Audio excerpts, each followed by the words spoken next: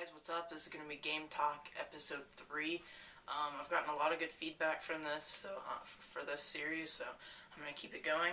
So today I'm going to talk about discs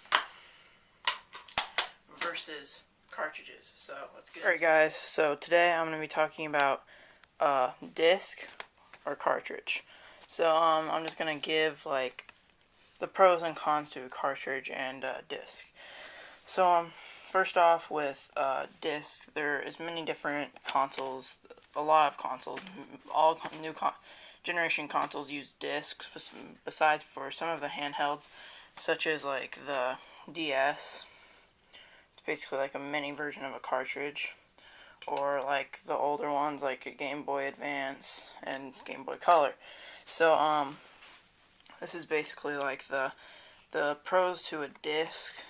Is basically they got rid of cartridges because discs were a cheaper way, or were cheaper to make than a cartridge.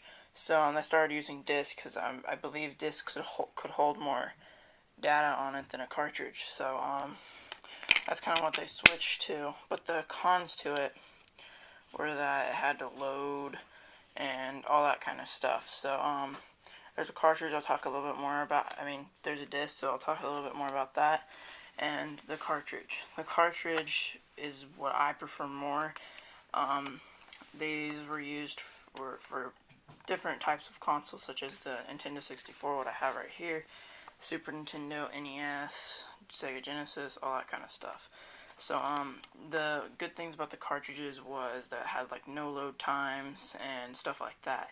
But the cons were that it couldn't hold very much space and stuff like that. So yeah, there's a cartridge, and there was also, this was basically like this isn't talking much about cartridges, but there was also different color cartridges, such as Donkey Kong 64 was yellow, WWF was black. So there's also different discs, like games that were just so long, like Metal Gear Solid, which had 2 discs.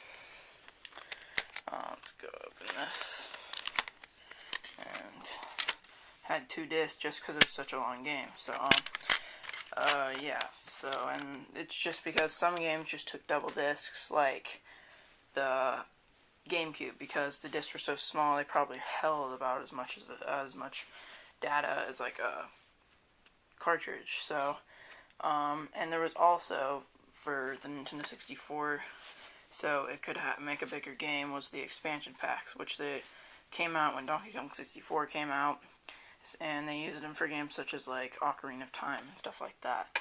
And a lot of consoles use discs, such as the PS1, and that's based in the Dreamcast, the PS2, PS3, Xbox 360, and just a lot of consoles use discs. But there was also like what I told you about, like the DS, like is basically like a new age cartridge, like a next generation cartridge, and it was just a lot smaller, and stuff like that, and just like a new generation cartridge.